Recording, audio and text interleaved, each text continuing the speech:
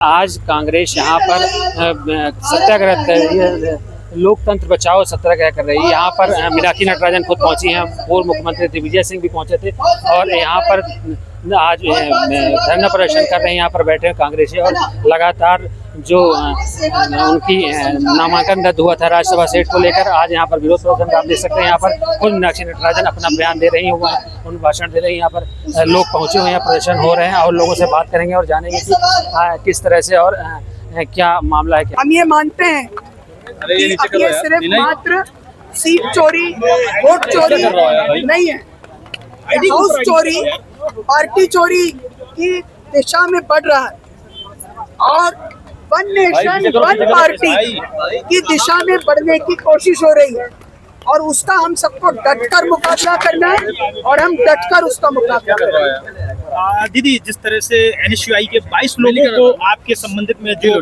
करना था, प्रोटेस्ट नहीं किया, उनको नोटिस दिया गया है, क्या लगता है बीजेपी आरोप लगा रही है कि कांग्रेस कमजोर हो चुका है और एक गुटबाजी की वजह से है? ये सब बीजेपी का रचा हुआ ट्रैप है। हमारी मूल लड़ाई ये नहीं है कि किसने किसको आंदोलन करने दिया या नहीं करने दिया। वो ये ऐसी तकनीकी बातों में फंसकर हम ये सिविलाइजेशनल तहजीबी लड़ाई जीत नहीं सकते।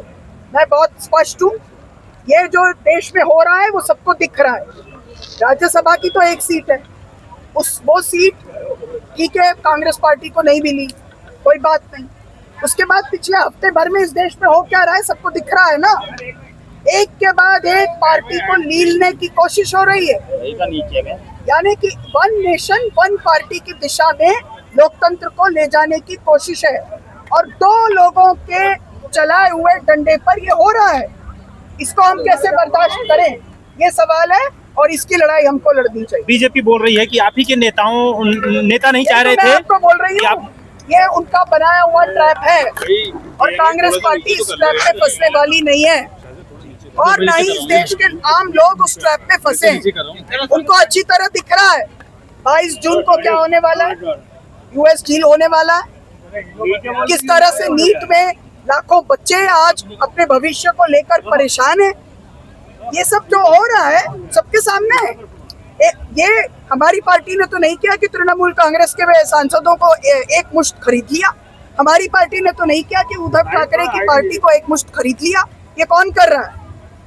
ये लार्जर संघर्ष है और अब अगर हमको अब भी वो नहीं दिखाई देता है और हमको इस तरह की छोटे शगुफेबाजी में मजा आता है तो फिर ये हमें समझना पड़ेगा कि ये लंबी लड़ाई।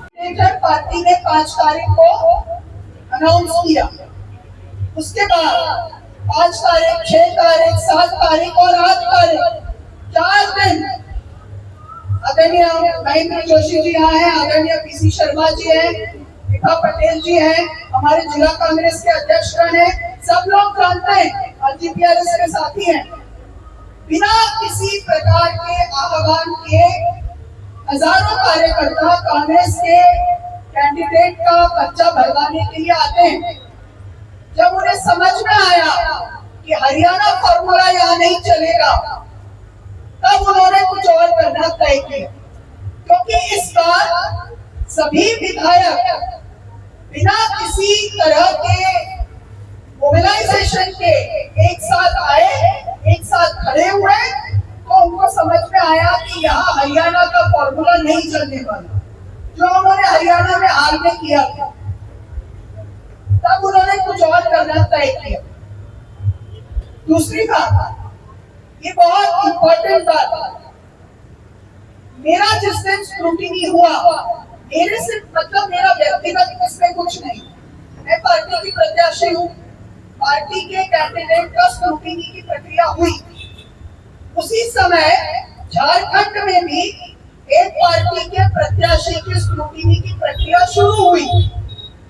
वहां के रिटर्निंग ऑफिसर उनको अगले दिन दोपहर 3 बजे तक का टाइम देते हैं और हमारे रिटर्निंग ऑफिसर हमको मात्र शाम को 5:30 बजे तक का समय देते हैं और वो भी इसलिए कि पूरी पार्टी के माननीय दिग्विजय सिंह जी अभी संबोधित करके गए, उन समय सभी पार्टी के वरिष्ठ नेता वहां असेंबली में पहुंच गए थे।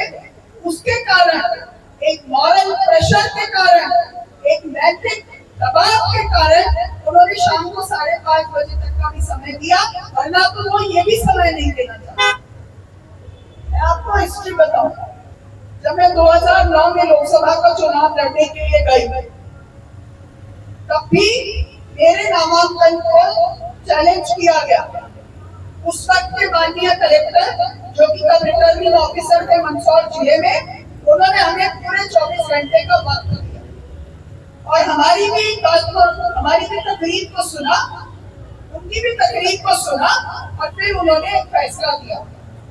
अभी इस बार जो फैसला आया, उसमें हमारी दी हुई दलील का जिक्र तक करना उन्होंने मुनासिब नहीं समझा और ये बहुत स्पष्ट था।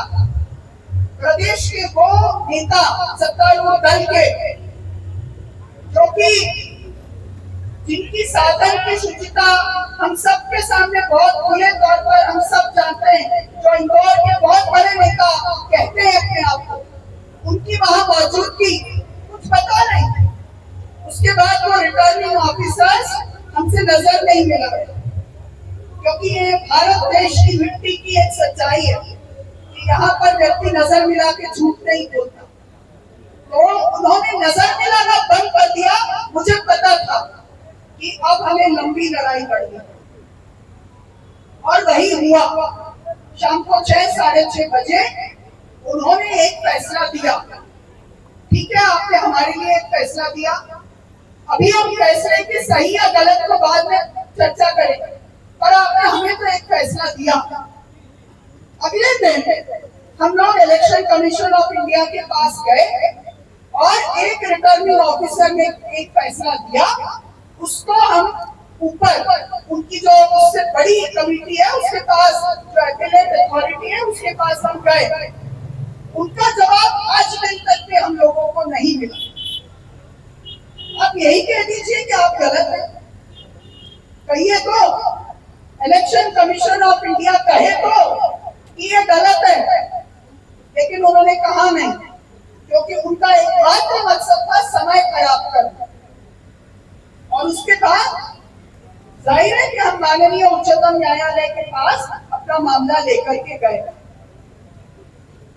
और दूसरी तरफ जिस दिन हम इलेक्शन कमीशन ऑफ इंडिया गए, उसी दिन झारखंड के प्रत्याशी का नामांकन यथावत रखा जाता है। झारखंड के प्रत्याशी जो है, जो चुनाव लड़ रहे हैं, वो कॉर्पोरेट एजेंट हैं। हमारे देश में इस समय कॉर्पोरेट फ्यूडलिज्म चल रही है, यानी कि बड़ी कंपनी पूंजीवादियों का अधिनायकत्व चल रहा है। तो मैं कहूंगी कि ये कॉर्पोरेट इंपेरियलिज्म है, अधिनायकत्व है, कॉर्पोरेट जगत के लोगों का अधिनायकत्व है, जो कि सिंगरौली में चलता है, जहां पर वो जिला एक तरह से अडानी का स्पेशल जोन डिक्लेयर हो गया है। कलेक्ट्रेट कार्यालय में उनके एजेंट मीटिंग लेते हैं, लाखों की करोड़ों की संख्या में पेड़ काटते और फिर एक पेड़ माते नाम लगवाते। उसी प्रक्रिया के अंतर्गत झारखंड के प्रत्याशी का नामांकन यथावत रखा गया, कांग्रेस के प्रत्याशी का, इसमें मेरा कुछ नहीं, मैं कैंडिडेट कांग्रेस पार्टी की हूँ। कांग्रेस पार्टी संविधान के लिए राहुल जी लड़ाई लड़ रहे हैं। आपके राज्य की खबरें, आपके शहर की खबरें सबसे पहले जानने के लिए देखते रहें अमर उजाला। चैनल को सब्सक्राइब जरूर कर लें और पाएं हर अपडेट।